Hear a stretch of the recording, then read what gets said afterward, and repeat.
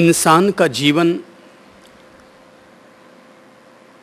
किसी तंबूरे और तानपुरे के तारों की तरह होता है। कुछ लोग ऐसे होते हैं जो कि तानपुरे के तारों को ज़रूरत से ज़्यादा कस दिया करते हैं, और कुछ लोग ऐसे होते हैं जो तानपुरे के तारों को इतना ढीला छोड़ देते हैं कि उसमें से केवल जानवरों की ढेंचू ढेंचू की आवाज़ के अलावा और कुछ नहीं हो पाता। योग एक ऐसा पवित्र मार्ग है जो हम इंसानों को जीवन के तानपुरे के तारों को इस तरीके से कसने की प्रेरणा देता है कि न तो उसे इतना ढीला छोड़ा जाए और न ही इतना कसा जाए कि उसमें से संगीत का स्वाद, संगीत का प्रकाश, संगीत का आनंद हमें उपलब्ध न हो पाए।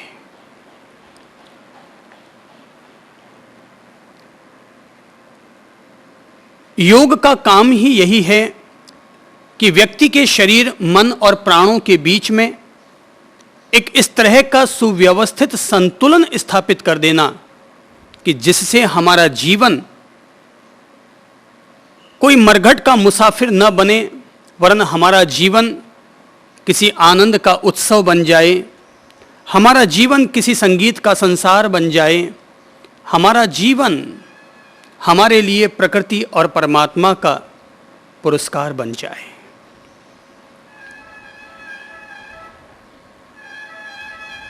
योग का जो पवित्र मार्ग है, यह मार्ग हमें तन से लेकर मन तक और मन से लेकर प्राणों तक, प्राणों से लेकर व्यक्ति की अपनी चेतना, आत्मा तक को स्वस्थ करता है।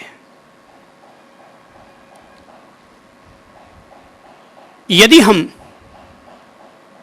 सीधे आत्मा से मुखातिब होना चाहें, मन और प्राणों से जुड़ना चाहें, तो इंसान के लिए यह एक कठिन तपस्या हो जाएगी। इसलिए योग क्रमशः व्यक्ति को स्थूल से लेकर सूक्ष्म तक,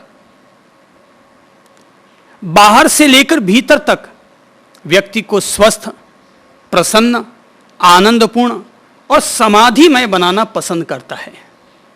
जब तक इंसान का ढांचा ही ठीक नहीं होगा,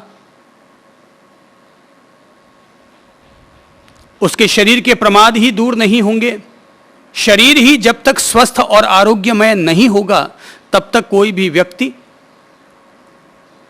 ध्यान और समाधि जैसी ऊंचाइयों को, आध्यात्मिक ऊंचाइयों को कैसे उपलब्ध कर पाएगा।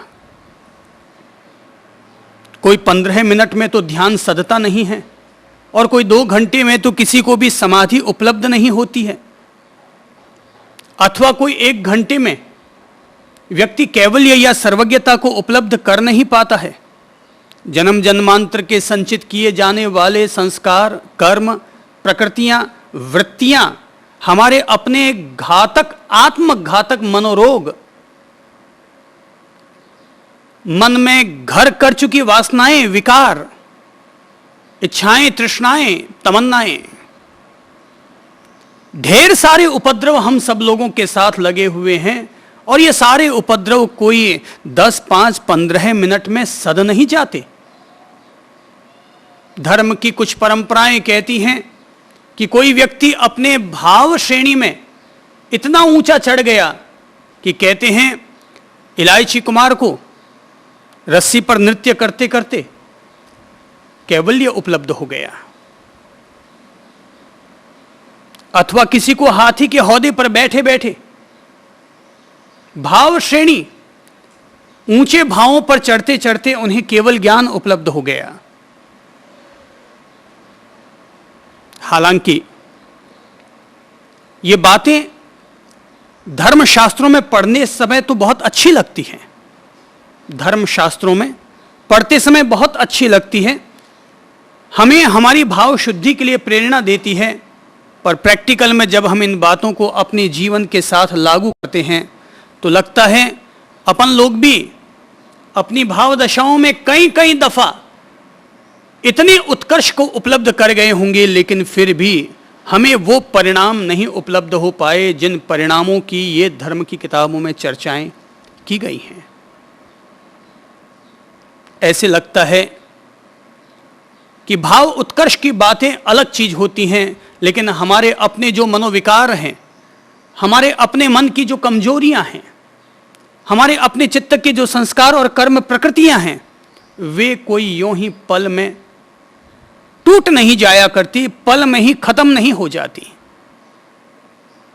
इंसान को हर सफलता के लिए संघर्ष करना पड़ता है। आखिर नदिया का जल अगर पत्थरों से संघर्ष नहीं करेगा तो कभी भी उसमें से कलकल की आवाज पैदा नहीं हो सकती।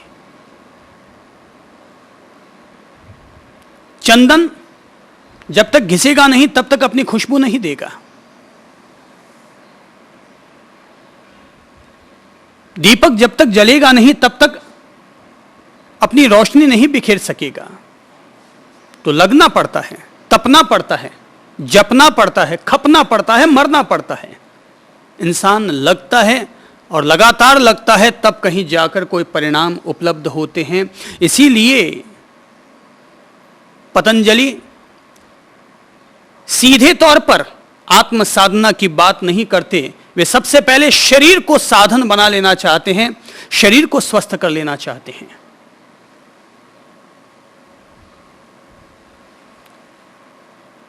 कहा जाता है शरीरम व्याधि मंदिरम, शरीर व्याधियों का घर है। लेकिन यह भी कहा जाता है कि शरीरम खलु धर्म साधनम, शरीर ही धर्म का साधन है। माना कि शरीर व्याधि का मंदिर होगा, रोगों का घर होगा, लेकिन यह बात उन लोगों के लिए है, उन कायरों के लिए है, उन नपुंसकों के लिए है, उन कमजोर लोगों के लिए है जो कि अपने शरीर को निरोगी आरोग्यमय बनाना नहीं जानते। पहला सुख निरोगी काया।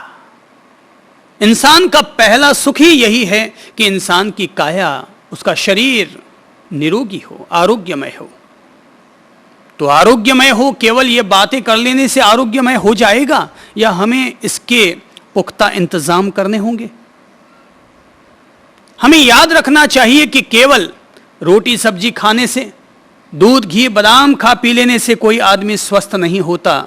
हमें स्वस्थ होने के लिए योगाभ्यास करने होंगे, व्यायाम करना होगा, अपने शरीर को इतना तंदुरुस्त बनाना होगा कि यह शरीर व्याधि का घर नहीं, वरन यह तन रब सच्चे का हुजरा, यह हमारा तन ईश्वर के रहने का घर बन जाए, मकान बन जाए, मंदिर बन जाए, तुम ही तुम्हारे तीर्थ हो जाओ। शरीर एक मंदिर है। किसी और के लिए हो या ना हो, पर कम से कम मेरे लिए तो यह शरीर एक मंदिर है। और जितना पवित्र दृष्टिकोण किसी मंदिर और मस्जिद के प्रति रखता हूं, उतना ही पवित्र दृष्टिकोण अपने इस शरीर के प्रति भी रखता हूं। शरीर हमारा मंदिर है, इसलिए इसके प्रति हमेशा सकारात्मक बर्ताव करते हैं, इसका आदर सम्मान बनाए रखते हैं, इसकी पवित्रता बनाए रखने की जागरूकता रखते हैं, क्योंकि शरीर प्रभु के रहने का घर है। यह तन रब सच्चे का हुजरा, यह जो हमारा शरीर है यह रब का हुजरा है, यह रब के रहने का घर है, यह समाधि मंदिर है। और पतंजलि अपन लोगों को सबसे पहले शरीर को ही दुरुस्त करने की बात कर देते हैं। आज हम योग के जिस तीसरे चरण पर अपने कदम रख रहे हैं, उसका मूल संबंध शरीर के साथ है। पहले हम लेते हैं पतंजलि का तीसरा सूत्र। महर्षि कहते हैं स्थिर सुखम आसनम, जो स्थिर और सुखदायी हो वह आसन है। आसन यानी कि बैठक, आसन यानी कि बैठना। साधक के लिए यह जरूरी है कि साधक ऐसा आसन लगाकर बैठे जो उसके लिए सुखदायी हो। दो बातें, जिस आसन पर हम बैठते हैं, जिस आसन को लगाकर हम बैठते हैं, उसके लिए दो बातें कंपलसरी। पहली बात है उसमें स्थिरता हो, और दूसरी बात वो सुखदायी हो। लगाने के नाम पर, कहने के नाम पर तो कोई बड़े बड़े मोटे मोटे आसनों की बात कर देगा, लेकिन वो हमारे लिए पॉसिबल हो तब ना। तो जब कोई व्यक्ति धारणा ध्यान की तरफ बढ़ेगा तो उसके लिए जरूरी है कि वह ऐसे आसन में बैठ रहा है जो उसको सुख दे रहा है, कष्टदायी नहीं लग रहा,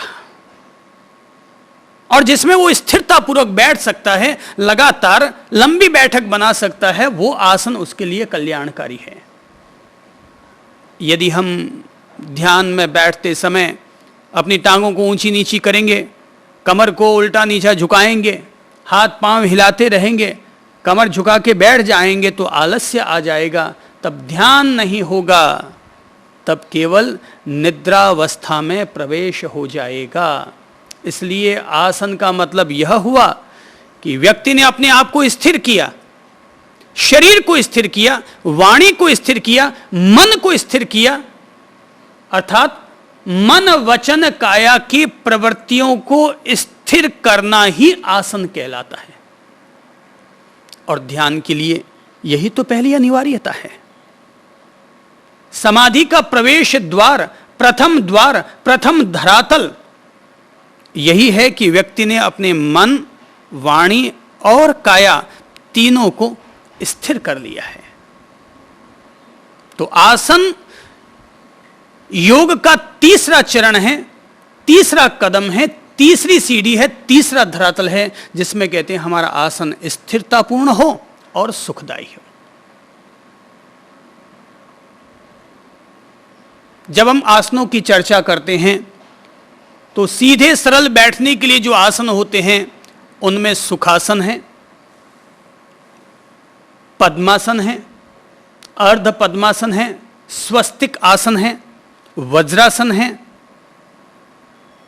गोमुखासन है। आसन तो कई होते हैं, अर्थात वो आसन जिसमें हम, आसन यानी मुद्रा, आसन यानी स्थिति, तो जिस स्थिति में हम स्थिरतापूर्वक बैठ सकते हो उस स्थिति का नाम है आसन।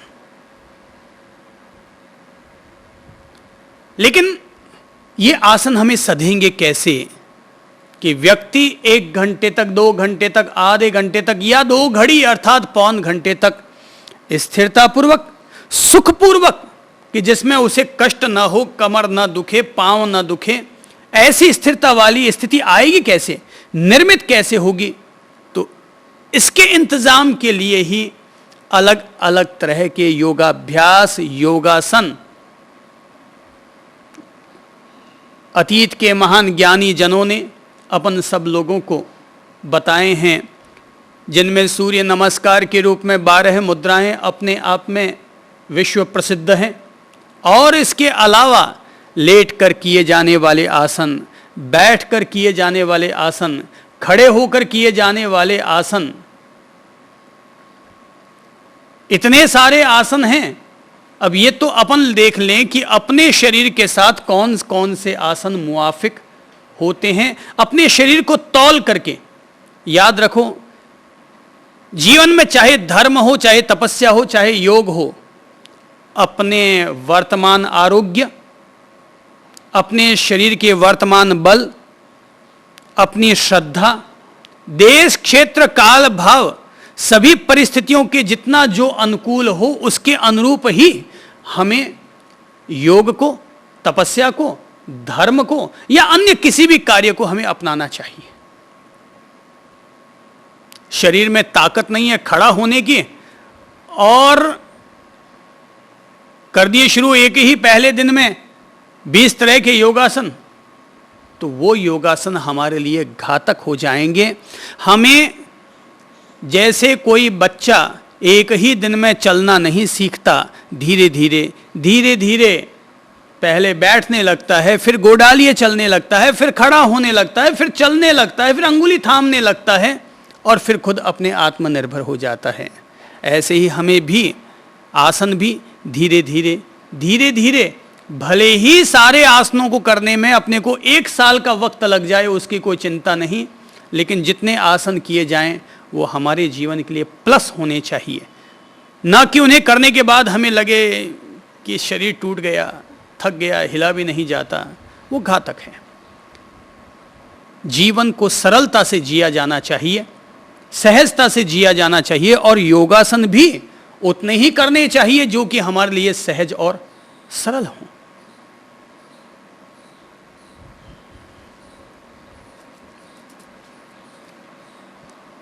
जैसा कि अपने यहाँ पर अपन लोग कई तरह के आसन करते और करवाते हैं, और नियमित रूप से प्रतिदिन अपन सभी लोग यहाँ पर योगासन करते हैं।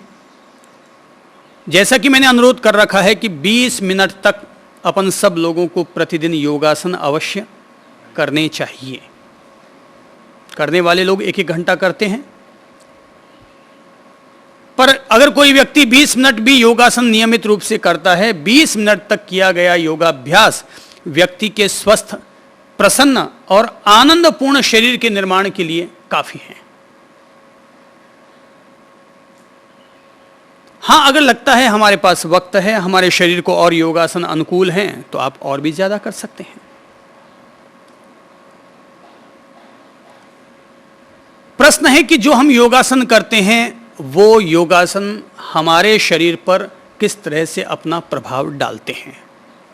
जो भी हम लोग योगासन करते हैं वे योगासन हमारे जीवन में किस तरह से प्रभाव डालते हैं। अगर हम बीमार रहते हैं तो बीमार क्यों रहते हैं, क्या वजह है बीमार रहने की। पहली बात,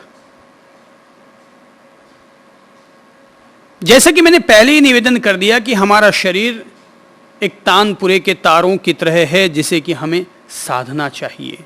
न तो अति कसो, न अधिक ढीला छोड़ो। अधिक ढीला छोड़ दोगे तो मोटू साहब बन जाओगे। अधिक कसना शुरू कर दोगे कि खूब तपस्या पर तपस्याएं करनी शुरू कर दी है, तो अस्थि कंकाल बनकर रह जाओगे। मैं मध्यम मार्ग का समर्थक हूं।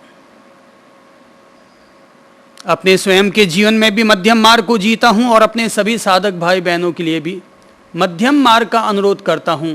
जीवन वीणा के तारों की तरह है, साधो। जीवन वीणा के तारों की तरह, इन्हें साधो। बुद्ध के मध्यम मार्ग से यह बात जरूर सीखो कि अगर बहुत ज्यादा कसोगे तो भी तुम्हारे लिए आत्मघातक है, और बिल्कुल ही ढीला छोड़ दोगे संसारी प्राणियों की तरह तो भी तुम्हारे लिए घातक है।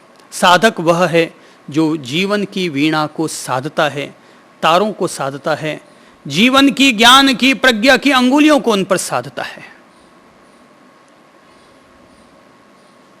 योग परिणाम देता है, तो योग का परिणाम प्राप्त करने के लिए हम लोग अपने अपने शरीर से मुखातिब होते हैं, अपने अपने शरीर को देखते हैं। योगासन जो किए जाते हैं, योगासनों का संबंध हमारी प्राण चेतना, हमारी आत्मा के साथ सीधा संबंध नहीं है। योग का संबंध विशुद्ध रूप से हमारे शरीर के साथ है। शरीर स्वस्थ हो, यह योग का पहला और अंतिम उद्देश्य है जब हम उसको योग को योगाभ्यास और योगासन के रूप में लेते हैं। इसलिए योग जब हम शरीर के साथ जोड़ते हैं तो हम कहेंगे योग स्वास्थ्य का पहला पायदान है। योग शारीरिक सुख का, शारीरिक समृद्धि का, शारीरिक चेतना का पहला आधार है।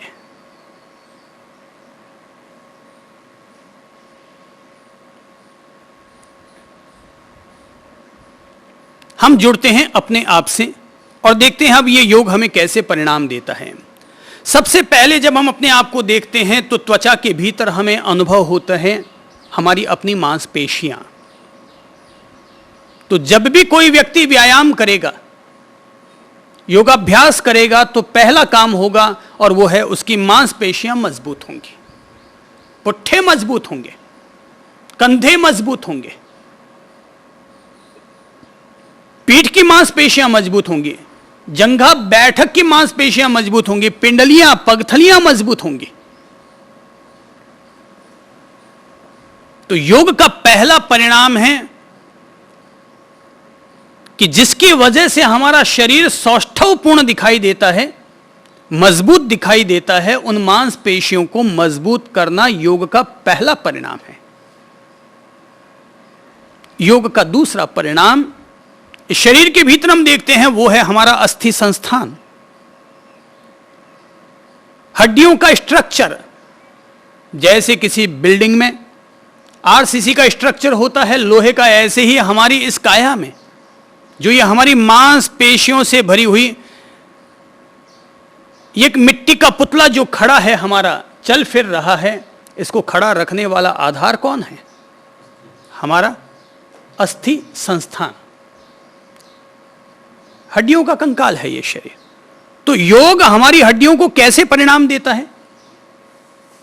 हड्डी को मोड़ा नहीं जा सकता, तोड़ा नहीं जा सकता, हिलाया नहीं जा सकता। हड्डी तो पत्थर की तरह सख्त होती है, लेकिन योग का परिणाम होता है दो हड्डियों के बीच में जो संधि है, जो गैप है, जो स्पेस है, उस स्पेस को दुरुस्त करना, उसके लचीलेपन को बनाए रखना।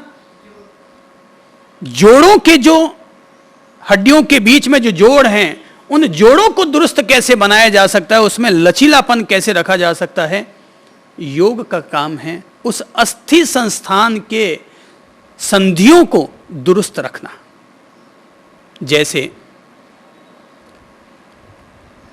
जैसे किसी इंसान की अगर हड्डी टूट गई हाथ की, तो डॉक्टर क्या करेगा? हड्डी को बांध करके सीधा रख देगा ताकि वो जुड़ जाए। जुड़ने के बाद वो क्या करेगा? जुड़ गई। जैसे अगर आप 35 साल की उम्र के हैं तो आपकी हड्डी जुड़ने में 35 दिन लगेंगे, और 35 दिन के बाद जब आप हाथ खोलेंगे देखेंगे आपका हाथ पूरा का पूरा लकड़ी की तरह सीधा अकड़ गया है। अब लकड़ी की तरह जो अकड़ गया है उसको वापस एक्टिव कैसे किया जाए, उसमें मूवमेंट कैसे दिए जाएं, तो कहेंगे अब एक्सरसाइज। योगाभ्यास क्या है? एक्सरसाइज है। योगाभ्यास एक तरह की शारीरिक एक्सरसाइज है, शारीरिक व्यायाम है। तो धीरे धीरे धीरे 35 दिन लगते हैं टूटी हुई हड्डी को जुड़ने में, और वापस 35 दिन लगते हैं उस अकड़ चुकी हड्डी को वापस मूवमेंटेबल बनने में। पूरे 35 दिन लगातार एक्सरसाइज करोगे, और सख्त एक्सरसाइज करोगे दिन में 10-10 दफा, तब कहीं जाकर के वापस हड्डियों में वो लचीलापन आएगा। अगर कोई व्यक्ति बिल्कुल भी योगाभ्यास नहीं करता, सुबह घूमने के लिए नहीं जाता, दिन भर कुर्सी पर बैठा रहता है बाबू साहब की तरह, वो व्यक्ति उम्र से पहले ही बूढ़ा हो जाएगा। उसकी कमर धीरे धीरे अकड़ने लग जाएगी, उसको झुकते भी तकलीफ होगी, उसकी रीढ़ की हड्डी के मणिये सख्त हो जाएंगे, लचीलापन खत्म हो जाएगा। कि जैसे जानवर, जैसे गाय है, बैल है, वो अपनी कमर से झुक नहीं सकते हैं, वैसी हमारी हालत हो जाएगी। आजकल,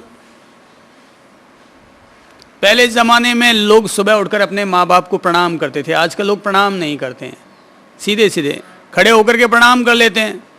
वो भी अगर आँख की शर्म है तो कर लेगा, थोड़ी और आँख की शर्म है तो घुटने तक ऐसे झुकेगा जैसे आहा कमर में चणक पड़ी हुई है, और आदमी से अगर वो झुक गया तो पीछे बहुत बड़ी तकलीफ हो जाएगी। तो झुकना तो इंसान ने सीखा ही नहीं, तो नहीं सीखोगे तो 18 साल की उम्र में झुकना सीख नहीं पा रहे हो, और 40 साल के होगे तब तक आप झुक ही ना पाओगे। गोडे दुखेंगे, घुटनों में दर्द होगा, कमर टूटेगी, पीठ अकड़ चुकी होगी, क्योंकि हड्डियां वैसे ही सख्त हो गई हैं। जैसे हड्डी टूट जाने पर 35 दिन में हाथ की हड्डी अमचूर की लकड़ी बन जाया करती है, वैसे ही हमारी हड्डियों की हालत हो जाती है। अस्थि संस्थान को लचीला बनाने के लिए रोजाना 20 मिनट योगासन करो, 20 मिनट तक घूमने के लिए जाओ, टहलने के लिए जाओ, पूरी गति के साथ शरीर में से पसीना बहाओ। इससे शरीर के विकार और दोष दूर होते हैं। अगर भगवान इस शरीर में छिद्र न बनाते, ऐसा मत समझिएगा केवल मल द्वार मूत्र द्वार यही छिद्र हैं, मुंह भी एक छिद्र है, नाक भी एक छिद्र है, कान भी एक छिद्र है, आंखें भी एक छिद्र हैं, और तो और शरीर के त्वचा के प्रत्येक हिस्से में छिद्र ही छिद्र हैं। एक इंसान के शरीर में हजारों लाखों छिद्र होते हैं और उनमें से पसीने के रूप में शरीर की गंदगी बाहर निकलती रहती है। अगर किसी शरीर में से 24 घंटे के लिए भी गंदगी को बाहर निकलने के सारे द्वार दरवाजे बंद कर दिए जाएं, तो इंसान बीमारी का घर बन जाएगा। तब उसके लिए कहा जाएगा शरीरम व्याधि मंदिरम। उसके लिए शरीर फिर रोगों का घर हुआ करता है। अस्थि संस्थान को ठीक करना योग का दूसरा उद्देश्य है, दूसरा परिणाम है। योग का तीसरा परिणाम, योग का तीसरा परिणाम है हमारे नाड़ी संस्थान को ठीक करना। शरीर में मुख्यतः 3 नाड़ियां काम करती हैं, आर्टरी, नर्व्स एंड वेन्स।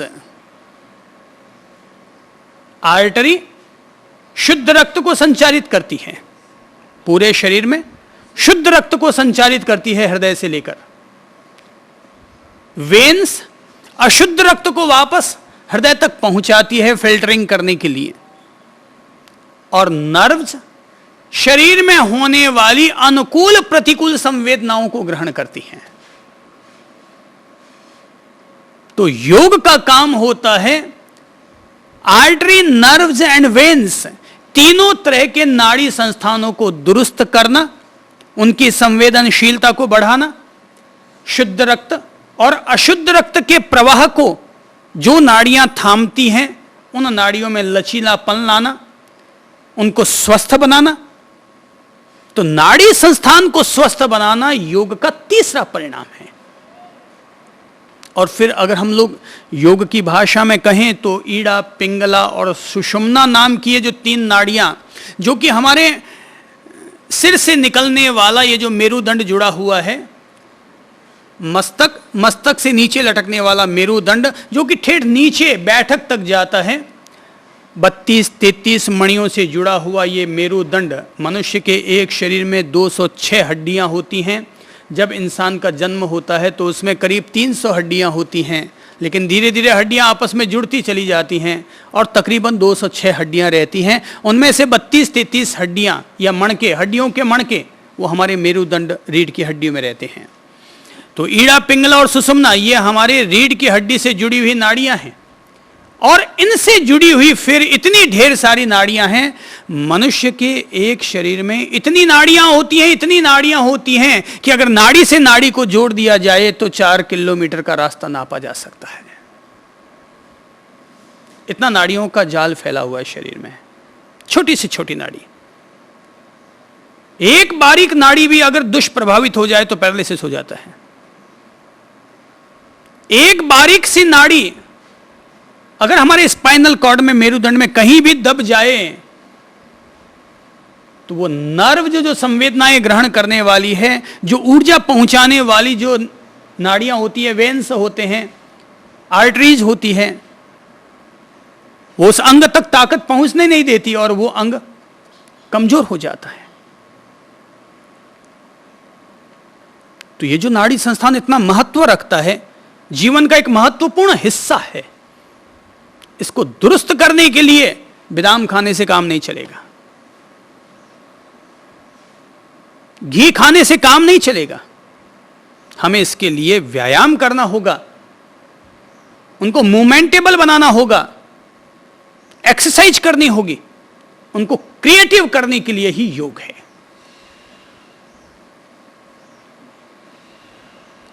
तो योग का पहला काम है मांसपेशियों को मजबूत बनाना। योग का दूसरा काम है अस्थि संस्थान को, उसके लचीलेपन को दुरुस्त करना। और योग का तीसरा काम है नाड़ी संस्थान को मजबूत बनाना, उनको सक्रिय करना।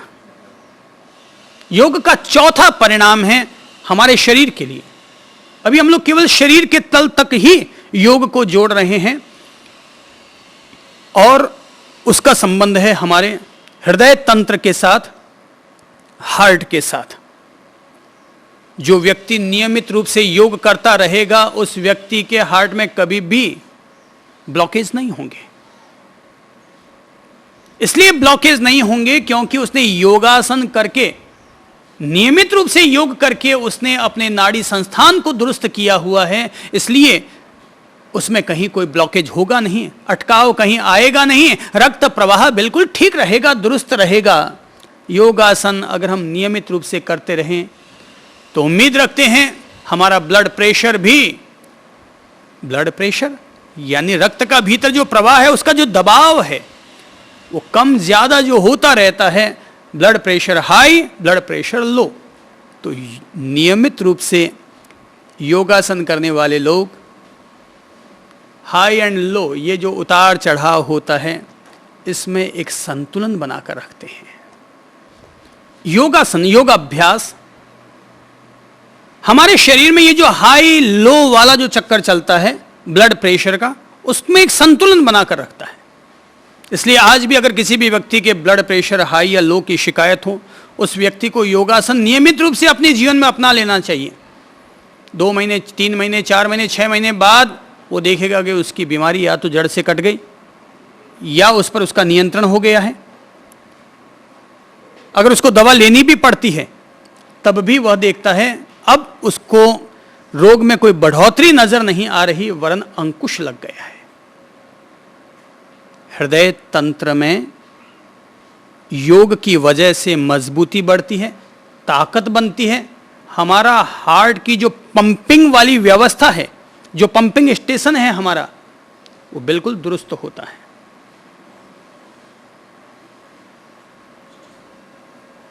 हार्ट की मजबूती के लिए, हृदय के सही समुचित संचालन के लिए भी योग सहयोगी है। हार्ट का काम क्या है? अशुद्ध रक्त को शरीर में लेना और शुद्ध रक्त को पूरे शरीर में संचारित करना। कभी आपने अपने हार्ट पर हाथ रख करके देखा होगा वो क्या करता है? धड़कता है। कुदरत की व्यवस्था देखो कि हम कुछ करें या ना करें, वो तो लगातार अपना काम करता ही है। इसलिए इंसान का मस्तिष्क सो सकता है लेकिन इंसान का हार्ट कभी नहीं सोता। एक इंसान को उसके मस्तिष्क को बाहर निकालकर फिर भी जीवित रखा जा सकता है, लेकिन उसके हार्ट को बाहर निकाल करके फिर उसको जीवित नहीं रखा जा सकता। मैंने देखा यहां पर ही, इसी नगर में ही एक सारड़ा बंधु हैं, क्या नाम है? चंद्र प्रकाश जी हैं, चंद्र प्रकाश जी सारड़ा। अपने बहुत अजीज व्यक्ति हैं, बहुत अभिन्न व्यक्ति हैं, अपने काफ़ी करीबी व्यक्ति हैं। कैलाश नारायण जी सारड़ा उनके छोटे भाई हैं। अब कोई एक्सीडेंट हो गया और उसमें वो कोमा में चले गए।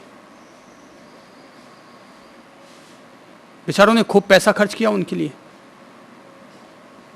पर होश में न ला सके, तो उन्होंने उनके मस्तिष्क का ऑपरेशन करवाया।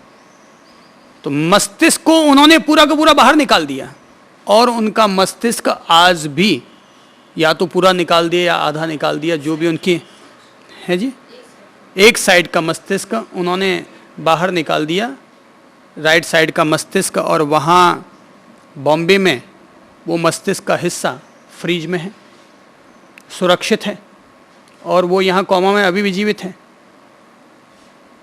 तो मैं उनके पास जब गया तो मैंने हाथ लगाकर उनका सिर देखा तो बिल्कुल यहाँ से इतना भाग गड्ढा है, बिल्कुल पूरा का पूरा गड्ढा है। हाथ लगा करके मैंने यूँ सारा देख दिखा करके आया, तो यानी कि मस्तिष्क का एक हिस्सा अगर अलग कर दिया जाए तो इंसान फिर भी वो आज 7-8 सालों से वो महानुभाव आज कोमा में होंगे, बेहोश होंगे। तो मस्तिष्क के बगैर फिर भी इंसान रह सकता है, पर हार्ट को अलग करके किसी भी हॉस्पिटल में नहीं रखा जा सकता। हार्ट का कनेक्शन कट हुआ कि इंसान हो गया खुद ही कट। इसीलिए ये धर्मशास्त्र वाले लोग कहते हैं कि इंसान की आत्मा कहाँ रहती है? बोले हृदय के क्षेत्र में इंसान की आत्मा व्याप्त रहती है। बस अब ये ऐसा है कि शरीर की सारी जो व्यवस्थाएं हैं सब एक दूसरे से जुड़े हुए हैं। मस्तिष्क से हृदय, हृदय से मस्तिष्क, नाड़ी संस्थान ऊपर नीचे, सब एक दूसरे से ये सब जुड़े हुए पहलू हैं। अब कहीं से कोई निष्क्रिय हो जाता है, अब लकवा क्या है?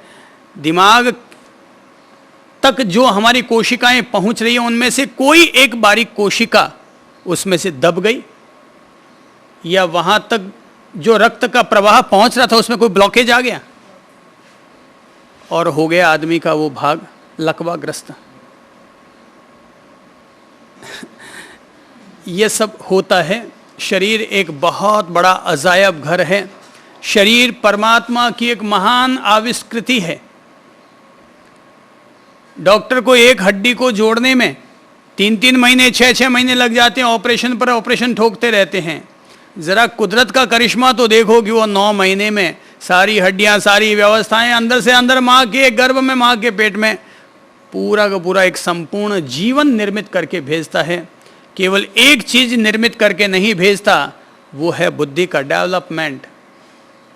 बाकी सब चीजें बुद्धि बना के भेजता है, मस्तिष्क बना के भेजता है, लेकिन उसका डेवलपमेंट, उसका विकास जो इंसान को करना होता है जीवन भर जी करके, बस उसका विकास करके प्रभु नहीं भेजता, बाकी सब चीजें अंदर से भेजता है।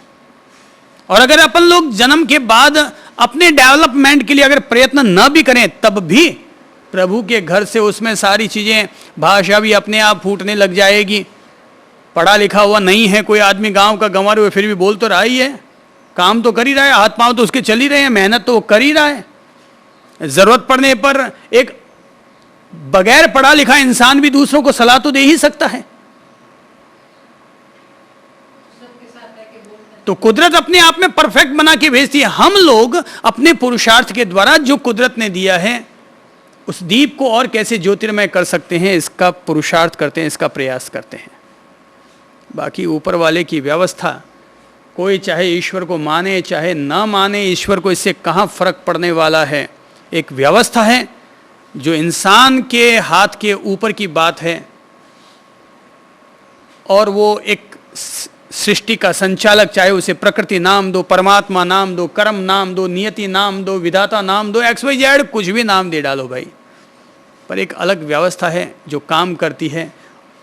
और उस व्यवस्था में कहीं भी गड़बड़ हो जाती है तो कोई विकलांग हो जाता है, कोई अंधा हो जाता है, कोई बहरा हो जाता है, किसी के बच्चा ही नहीं होता, किसी का गर्भपात हो जाता है, XYZ 10 लफड़े आ जाते हैं।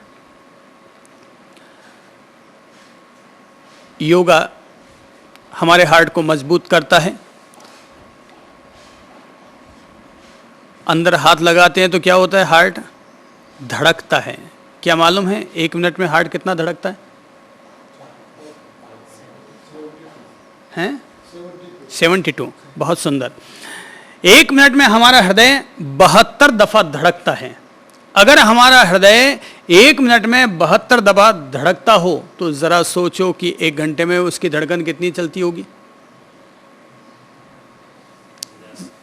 जरा लगाओ गुणा भाग। 4300।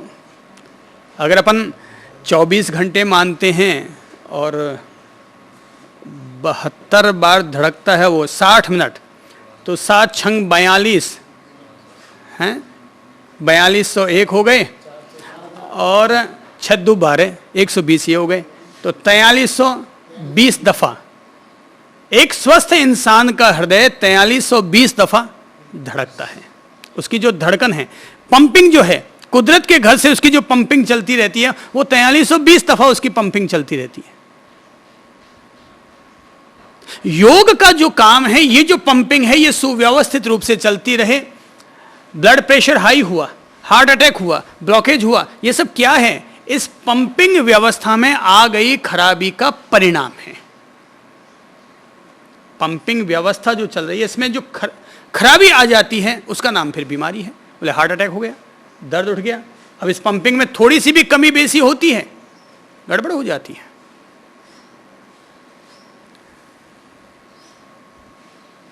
एक मिनट में 72 दफा धड़कता है, एक घंटे में 4320 दफा धड़कता है, तो एक दिन में 24 घंटे में इसकी जो कार्यवाही है लगातार चलने वाली, रोटी को विराम दिया जा सकता है, सोने को विराम दिया जा सकता है, काम को विराम दिया जा सकता है। इंसान को कर्म योग इसीलिए करना चाहिए क्योंकि हृदय भी उसका लगातार कर्म योग करता है, काम करता रहता है। निठल्ले मत बैठे रहो, बैठे ठाले मत रहो, कुछ ना कुछ करो।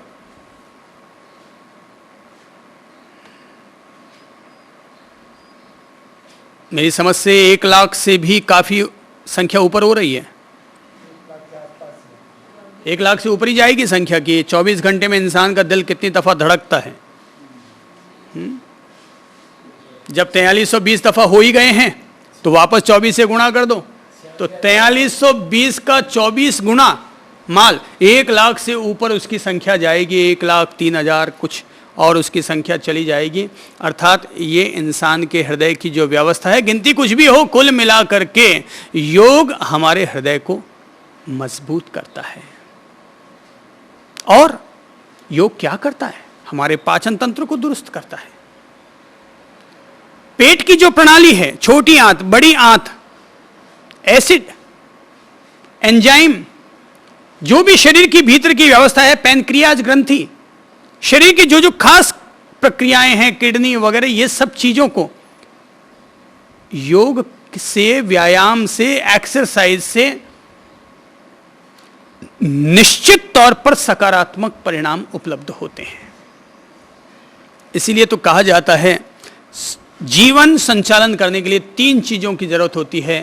पहला है आहार, दूसरा है विहार, तीसरा है निहार। आहार, विहार और निहार। आहार यानी भोजन ग्रहण करना, विहार अर्थात चलना फिरना। खाओगे पियोगे और चलोगे फिरोगे नहीं तो खाया पिया हजम कैसे होगा? अंदर की मशीनरी को ऊर्जा कहां से मिलती है? हमारे भीतर की बैटरी चार्ज कैसे होती है? आजकल कई तरह के ऐसे कैलकुलेटर आ गए हैं, टॉर्च आ गई है, जिनको हिलाओ डुलाओ, थोड़ा ऊंचा नीचा करो और अपन 5-7 बार ऊंचा नीचा करते हैं, इतने में वो बैटरी वापस जलने लग जाती है, चार्ज हो जाती है। तो शरीर को चार्ज करने का तरीका क्या है? इसको हिलाओ डुलाओ, ऊपर नीचे करो। ऐसा करने से ही ये भीतर की बैटरी चार्ज होती है। योगाभ्यास क्या है? ये बैटरी को, टॉर्च को हिला डुलाने का एक तरीका भर है कि वापस ये बैटरी चार्ज हो जाती है। निहार अर्थात लैट्रिन वैट्रिन भी जाओ, भीतर में पेट में माल वाल भर के मत रखो। खा लिया पी लिया, 24 घंटा बीत गया, अब उसको बोलो भाई सवेरे वाली गाड़ी से चले जाओ, दिन भर अंदर मत रहो सवेरे वाली गाड़ी से चले जाओ। पाचन तंत्र को योग दुरुस्त करता है। देखिए पाचन तंत्र की व्यवस्था कैसे चलती है। हम लोग जो भोजन खाते हैं, चबाते हैं। पहली बात तो इसलिए स्वस्थ रहने के लिए जरूरी है कि हमें भोजन चबा के खाना चाहिए, नंबर 1। नंबर दूसरा, पूरा पका के खाना चाहिए।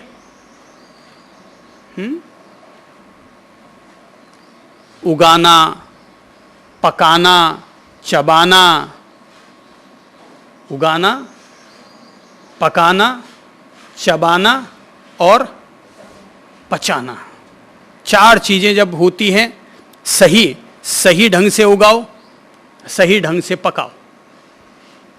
जीवन के लिए, स्वस्थ रहने के लिए चार पंक्तियां, 4 बातें। पहली बात है उगाना, सही स्वस्थ उगाओ, कचरा पचरा मत उगाओ, ज्यादा फर्टिलाइजर चीजों को मत डालो। वर्षा के पानी में, सात्विक पानी में अन्न को उगाओ, सब्जियां उगाओ। आजकल तो बड़े बड़े शहरों में गंदगी से सब्जियां उगती हैं। खाद कौन सी है, पानी कौन सा है? बोले शहर भर का जो कचरा पचरा है, जो गंदे नालों का पानी है, उनकी खाद बनती है, वही पानी जाता है और उसी से सब्जियां उग के आती हैं। ऐसे लगता है जैसे शहरी संस्कृति वालों ने केवल एक बस प्रक्रिया में थोड़ा सा परिवर्तन कर दिया है। इधर से खाओ, नीचे से निकालो, फिर वो बह के जाएगा, फिर सब्जियां उगेगी, फिर खाओ, फिर निकालो, फिर यही यही चीजें अब चलने लग गई हैं। सात्विकता होनी चाहिए, इसीलिए कहता हूं उगाना नंबर 1 ठीक हो, नंबर 2 पकाना। खाना भी अगर बनाओ तो गैस के चूल्हे पर रोटी मत सेको, रोटी हमेशा तवे पर सेको, क्योंकि गैस वो हमारे शरीर के लिए घातक है। अगर सीधी उस गैस को हमारी आंखों में छोड़ दिया जाए तो आंखों की ज्योति चली जा सकती है। व्यवस्थाओं को हम लोगों ने ठीक है सुविधा के हिसाब से काफ़ी कुछ बदल डाला है, और व्यवस्थाओं को हम लोगों ने सुविधापूर्ण बनाने के हिसाब से अब गैस बहुत प्रचलन में आ गया। पहले लोग गोबर के उपलों में, छाणों में, थेपड़ियों में खाना बनाते या कोयलों में बनाते, लकड़ी में बनाते, तो उसमें रोग कम होते। पहले जो रोग होते थे वो अलग तरह के होते थे, आजकल जो रोग होते हैं वो अलग किस्म के होने लग गए हैं, क्योंकि जिंदगियां बदल गई, जीने के तौर तरीके बदल गए। तो ठीक से उगाना, ठीक से पकाना। तीसरा है ठीक से चबाना। सीधे मत निकलो, चबा चबा के खाओ, धीरज से खाओ, शांति से खाओ, प्रेम से खाओ। हम लोगों ने तो एक बहुत अच्छा तरीका अपना रखा है, और वो ये है कि रोटी जब हम खाते हैं तो खाने से पहले उस रोटी को चूर लेते हैं। तो चूर इसलिए लेते हैं कि जो काम हमें दांतों से करना पड़ता है, हमने उसका 60% काम, तो 60-70% वो हमने हाथों से उस काम को पूरा कर लिया। तो अब केवल 30% काम दांतों से रह गया है। वे पहले ही रोटी अगर बड़ा मज़ा आता है, चूर के खाया करो। हाँ, बड़ा मजा आता है। आप भाई भाई साथ बैठा करो, पति पत्नी साथ बैठ जाओ, माँ बेटा साथ बैठ जाओ, कोई दिक्कत थोड़ी है। पति पत्नी भी साथ बैठो, कोई दिक्कत नहीं है। रोटी चूर के खाओ, मजा ही अलग आएगा। थोड़ा जायका बनाना, एक पापड़ का टुकड़ा साथ ले लो, वो देखो फिर वो चूरा हुआ क्या मस्त मस्त लगता है। स्वाद की बात तो ठीक है, लेकिन दांतों का जो काम होता है, तो जो काम आंतों को करना पड़ता है उस काम को पहले दांतों से कर लो, और जो काम दांतों से करना पड़ता है वो काम अगर हाथों से ही निपट जाए तो दांतों पर भी क्यों जोर दिया जाए। तो एक्सरसाइज भी हो जाएगी हाथों की, हाथ भी मजबूत होंगे रोटी चूरने से। अब अगर चावल ही खाने की आदत है, जैसे कि बंगाल के लोग, तमिलनाडु के लोग, तो वो क्या चूरेंगे बेचारे। हाँ, वो फिर भी वो मसलते तो हैं।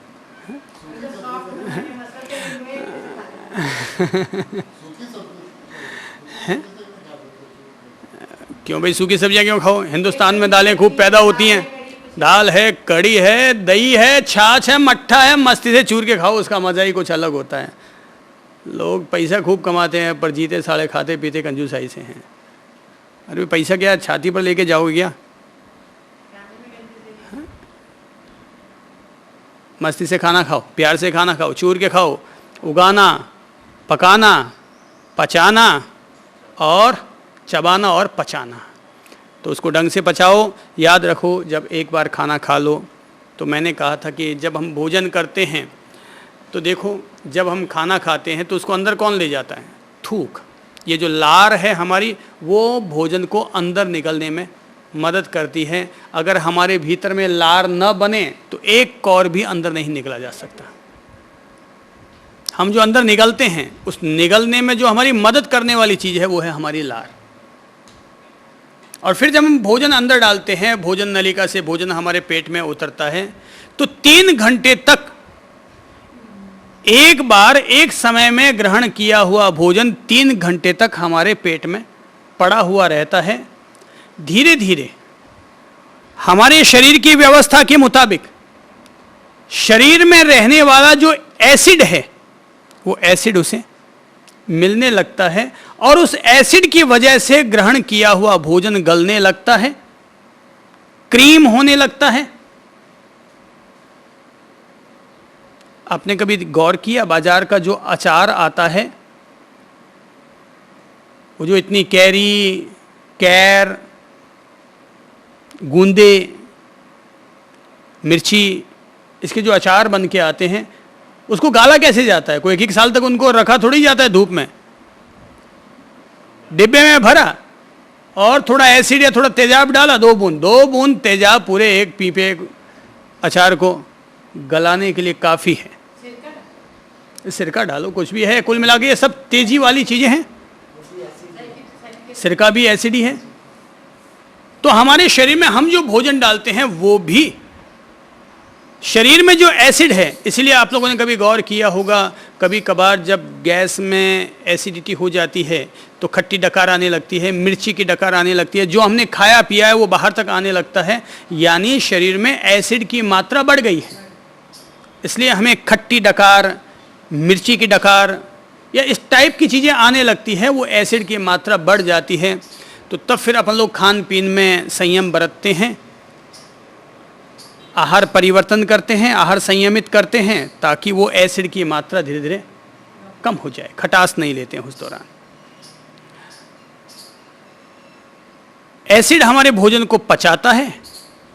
एसिड, एंजाइम, ये जो चीज़ें कहलाती हैं, शरीर के भीतर रहने वाले जो तत्व हैं, रसायन, ये सब मिलते हैं, उससे क्रीम बनता है। फिर भोजन आगे पहुंचता है बड़ी आंत, छोटी आंत की तरफ।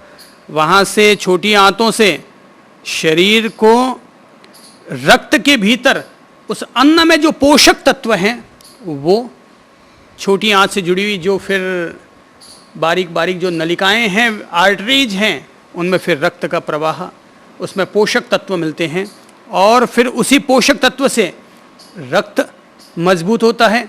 रक्त की मजबूती से हड्डियां मजबूत होती हैं, मांसपेशियां मजबूत होती हैं, वीर्य, रज, जो भी शरीर की व्यवस्थाएं हैं वो सब दुरुस्त होती हैं। वहीं से ही वायु, पित्त, कफ, ये जो अलग व्यवस्थाएं चलती हैं, ये सभी चीज़ें हमारे लिए तब मददगार बन जाती हैं। और इन सब के पीछे है अन्न। स्वस्थ अन्न स्वस्थ शरीर का आधार होता है और स्वस्थ शरीर के लिए योग का स्वस्थ रूप से करना अनिवार्य है।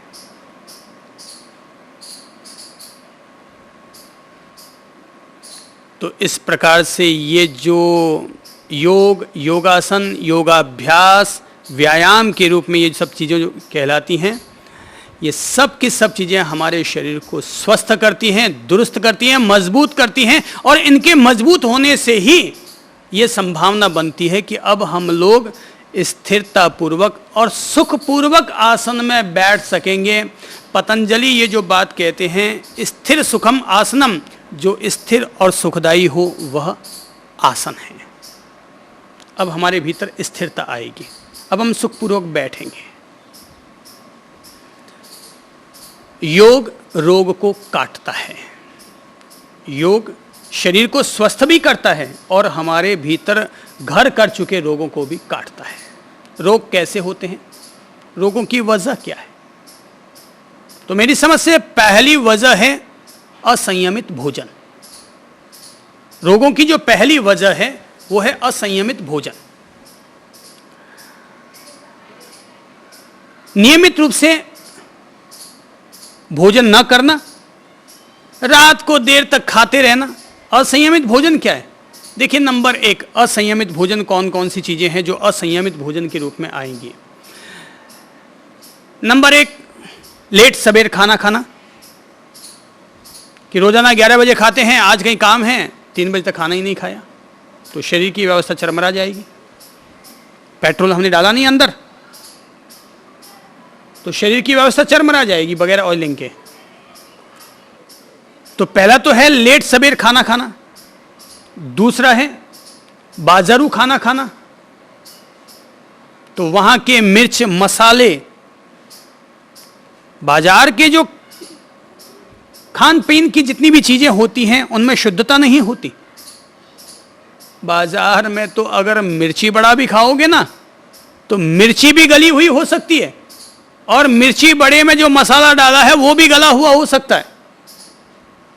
और मसालों में जो लाल मिर्ची डाली गई उसमें भी बीज गुंड सभी पीसे हुए हो सकते हैं। रात का बचा हुआ बासी माल भी हो सकता है, सभी चीजों की संभावना रहती है। तो बाजारू भोजन ये भी हमारे असंयमित भोजन के अंतर्गत आएंगे। तेज मिर्च मसाला, ज्यादा मिठाइयां, शुगर की मात्रा जरूरत से ज्यादा ग्रहण करना, यह सब असंयमित भोजन है। शुगर की मात्रा, जो आदमी मिठाई नहीं खाता, ठीक है महीने में एक आध बार बर्थडे पार्टी है, ऐसा है कुछ है, एक आध पीस ले लो, 2-3 पीस ले लो, ठीक है। जो आदमी शुगर पर नियंत्रण रखता है वो अपने शरीर के 50% रोगों पर तो खुद ही अपना अंकुश लगा लेता है। शरीर को एक्स्ट्रा शुगर थोड़ी चाहिए। शरीर को जितना हम दूध लेते हैं, अन्न लेते हैं, उन सब में शुगर की मात्रा तो होती है। और फिर भी अगर मान लो फीका दूध नहीं भाता, फीकी चाय नहीं भाती, तो आवश्यक है उतना शुगर तत्व लें, चीनी का तत्व लें। ये ज़्यादा मुफ्त की जो मिठाइयाँ खाने की आदत पड़ी हुई है, ये शरीर को बीमार डालने की पहली वजह है।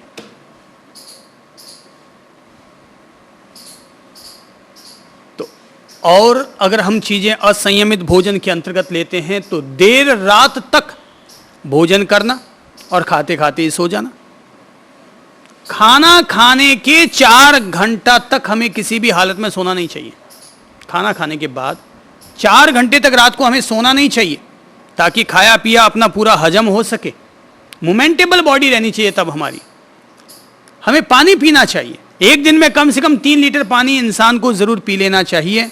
ये जो पृथ्वी है ना, ये पृथ्वी भी और ये जो समुद्र है, समुद्र में जितना पानी है पृथ्वी उसका 1/3 है। अर्थात समुद्र में पानी इतना है और पृथ्वी इतनी सी है। हमें उससे प्रेरणा लेते हुए अपना जो भोजन और अपना जो पानी लेते हैं, भोजन लो इतना सा, पानी लो इतना सारा।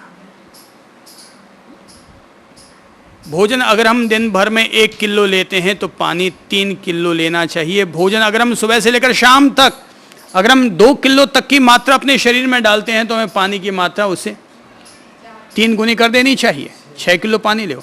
अर्थात शरीर को खुद समझो कि कौन आदमी 4 फुलके खाता है, कौन आदमी 8 फुलके खाता है। ये तो अपने अपने शरीर की आवश्यकताएं हैं। असंयमित भोजन बीमारी की पहली वजह। वो अपन लोग एक लतीफे का उपयोग किया करते हैं। कहते हैं कि एक दफ़ा अमेरिका में एक प्रतियोगिता हुई और प्रतियोगिता में अलग अलग देशों के प्रतिनिधियों को आमंत्रित किया गया था भोजन के लिए कि आओ और जीम के जाओ।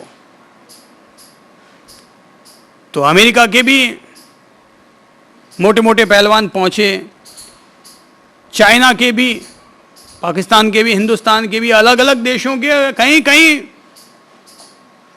कहीं खाउक्कड़ पियक्कड़ पहलवान पहुंच गए। तो शर्त वहां पर यह थी कि जो भी व्यक्ति एक साथ 100 लड्डू खाएगा, लड्डू भी यूं 1-1 पाव वाले, बड़े वाले बूंदी के लड्डू नाम सुनते ही पानी आ गया। बूंदी के 1-1 पाव के लड्डू, और वो लड्डू 100 लड्डू एक साथ खाने हैं और जो व्यक्ति खाएगा वो प्रथम आएगा।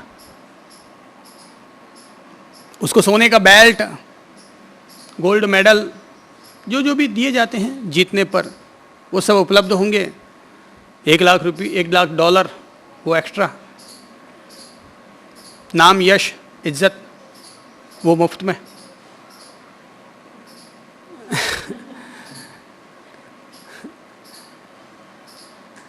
तो अमेरिका के पहलवान, चाइना के पहलवान, जापान के, हिंदुस्तान के, पाकिस्तान के सारे छंटे हुए जो भी लोग थे सब वहाँ पहुँच गए और 100 लड्डू उसे खाने थे। तो अमेरिका के पहलवान भी खड़े हुए खाने शुरू किए। यहाँ से स्पेशल लड्डू पहुँचे थे, राजस्थानी लड्डू, मोतीचूर के, दूध के बने हुए लड्डू। तो अमेरिका के पहलवान ने बताते हैं कि कोई 70-72 लड्डू खाए थे और वो तो धराशायी हो गया। चाइना का पहलवान भी पहुंचा, उसने भी खाए, पर वो 80-82 तक ढेर हो गया। पाकिस्तान के मुश्ताक अली साहब पहुंचे, उन्होंने भी लड्डू टिकाने शुरू किए, मगर 92-93 तक पहुंचते पहुंचते वो भी ठंडे हो गए। हिंदुस्तान के इलाहाबादी पंडित पहुंचे, हिंदुस्तान से इलाहाबादी। अब ये मत कहिएगा मैंने इलाहाबादी पंडित को क्यों चुना। क्या है कि पंडित लोग थोड़े से खाने के शौकीन होते हैं ना, और वैसे भी मुफ्त का माल खाने को मिल जाए तो लोग छोड़ते नहीं हैं। पंडित लोगों की खाने की आदत तो होती है। मैं सारे पंडित साहबों से कहूँगा थोड़ा खिलाने की भी आदत डालो भाई, थोड़ा सा खिलाने की भी आदत डालो। देश का भला केवल खाने से नहीं होगा, खिलाने से होगा। तो वो पंडित साहब पहुंचे और इलाहाबादी पंडित हरिशंकर जी उपाध्याय साहब वहां पहुंच गए और उन्होंने भी भोजन करना शुरू किया और वो आराम से खा रहे हैं। लोग गिनने वाले गिनने हैं, बोले कि 90, 91, 92, 93, 94, 95। लोगों ने कहा यार ये तो हिंदुस्तान वाला जीत जाएगा। वैसे भी हिंदुस्तान वाले अब क्रिकेट में तो मात खा जाते हैं कई दफ़ा, फुटबॉल में मात खा जाते हैं, हॉकी में मात खा जाते हैं, कई कई गेमों में मात खा जाते हैं, पर माल ठिकाना हो तो 21 पढ़ते हैं। कहीं ना कहीं किसी न किसी में तो गोल्ड मेडल आए, किसी में आओ ना, अपने क्या, अपने को गोल्ड मेडल से मतलब है, किसी में भी आओ। तो कहते हैं कि वो 94, 95, 96, 97 खा गए। लोगों को लगा कि ये तो जीत ही जाएगा। तभी किसी ने कहा नहीं साहब ये गिनने में गलती हो गई है, अरे ये 97 हुए नहीं है, अभी तो इसमें 2 कम हैं। उसने कहा ए भाई कौन बोलता है रे ये? बोले कौन बोलता है? बोले वो बोलता है। अरे यार झमेला छोड़ना है, वापस 1 से गिनती शुरू कर दे। हरिशंकर उपाध्याय साहब ने कहा कि वापस 1 से गिनती शुरू कर दे। अरे भाई हमारे 92, 100 में 100 में क्या फ़र्क पड़ना है, फिर एक बार और शुरू हो जाए। असंयमित भोजन, इतना ही खाओ कि पानी की मात्रा, पानी की पर्याप्त जगह बनी हुई रहे। भोजन खाओ, जीने के लिए खाओ, खाने के लिए मत जियो। जीने के लिए खाओ, खाने के लिए मत जियो। भाई कितना भी खाओगे, सुबह तो सवेरे वाली गाड़ी से उनको रवाना करना ही होगा। तो फिर एक तो ये चीज़ हो कि अपने माल कहीं से ले आए, अलमारी में भर के रख दिए, 3 महीने तक चलता हो, तब तो बात समझ में आ जाती है। ठीक यार थोड़ा माल और कलेक्ट करके ले आओ, लो भी जीवड़ा, थोड़ा और कलेक्ट करके ले आओ, पर सुबह तो निकालना ही है। तो फिर काहे का ये सब मोह माया उठानी है। ठीक है यार, अपना सात्विक भोजन करो, संयमित भोजन करो। दिन है तब तक भोजन कर लो। जो दिन में खाता है वो देवता है, जो रात में खाते हैं वो निशाचर हैं। दिन बहुत है खाने के लिए, पूरा दिन है, खाओ ना, खाओ। 2 समय से ज़्यादा भोजन मत करो, 2 समय से ज़्यादा भोजन मत करो। सुबह दूध ले लो, दोपहर में फिर भी इच्छा है फल का रस ले लो, और 2 समय से ज़्यादा खाना मत खाओ। तो पहला रोग का कारण है असंयमित भोजन। रोग का दूसरा कारण है प्रदूषित पर्यावरण। दूषित पर्यावरण ये हमारे रोगों का दूसरा कारण है। अब हम जो पर्यावरण है हम उसको तो बदल नहीं सकते। अगर पेड़ कट रहे हैं विश्व भर में, अब हमारे हाथ में नहीं है उसको रोकना, लेकिन हमारे हाथ में ये है कि हम जिस घर में रहते हैं वहाँ पर पौधे लगाएं, उसमें शुद्ध ऑक्सीजन अपन लोगों को उपलब्ध हो सके ऐसी व्यवस्था करें, गंदगी न रहने दें, अपने घर को, मोहल्ले को, देश को स्वच्छ रखने के प्रति जागरूक रहें। देश के लोग विदेश में जाते हैं तो वहाँ प्लास्टिक की थैली नहीं फेंक सकते सड़कों पर, मूंगफली खा के उसके छिलके फेंकने की ताकत उनमें नहीं है। तो देशवासियों को चाहिए कि अपन लोग अपने देश को साफ करें, अपने देश को स्वच्छ बनाएं, क्योंकि स्वच्छता ही स्वर्ग की जननी होती है। तो पर्यावरण भी वजह होता है। और व्यायाम का अभाव, योगासनों का अभाव, सुबह की सैर न करना, ये भी हमारे रोगों की एक वजह होती है। अपन लोगों को चाहिए कि अपन लोग अपने शरीर के प्रति जागरूक हों। ये शरीर 75 साल तक हमारे साथ चलने वाला है। अगर हम औसत आयु अपनी 75 साल मानते हैं तो 75 साल तक ये हमारा मित्र हमारे साथ रहेगा। और जो मित्र 75 साल तक हमारे साथ रहे, ज़रा सोचो कि जो पत्नी आपके साथ 50 साल तक रहती है, आप उसका इतना ख्याल रखते हैं। जो पति आपके साथ 50 साल तक आपका साथ निभाता है, आप उसका कितना ख्याल रखते हैं। तो आपका शरीर तो उससे भी कहीं ज़्यादा आपका साथ निभाएगा। तो ये तो 75 साल तक साथ चलने वाला दोस्त है। तो अपने इस दोस्त के साथ पूरी दोस्ती का ख्याल रखना चाहिए। इसकी तंदुरुस्ती, इसके स्वास्थ्य, इसके आरोग्य का पूरा पूरा ख्याल रखना चाहिए। तो जब ये हमारा शरीर स्वस्थ रहेगा, शरीर सुदृढ़ रहेगा, तो हम लोग योग के तीसरे चरण को ठीक से कर पाने में सफल हो जाएंगे। और वो है स्थिर सुखम आसनम। जो स्थिर और सुखदायी हो वह आसन है। तब अपन लोग 1 घंटा आराम से पद्मासन में, सिद्धासन में, बद्ध पद्मासन में, वीरासन में, गोमुखासन में या सुखासन में या वज्रासन में, जो अपने शरीर के लिए फिर अनुकूल बैठेगा, अपन लोग उस आसन में बैठने में सफल हो सकेंगे। अब हम लोग तैयार हो चुके हैं, इस स्थिति में आ रहे हैं, अपने आप को ला रहे हैं कि हमारा आसन सुदृढ़ हो, हम स्थिरतापूर्वक, धैर्यपूर्वक आसन पर बैठ सकें, ताकि हम लोग योग के अगले चरणों को साधने में सफल हो सकें। तो परिपक्व होने में अब हमारी ये पहली भूमिका बन रही है, और वो है योगासन। कल अपन लोग लेते हैं।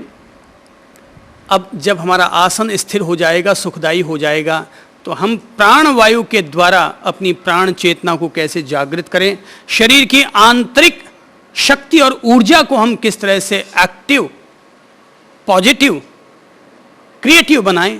आप लोग इसके बारे में कल चर्चा करने का आनंद लेंगे। आज के लिए इतना ही अनुरोध करता हूँ।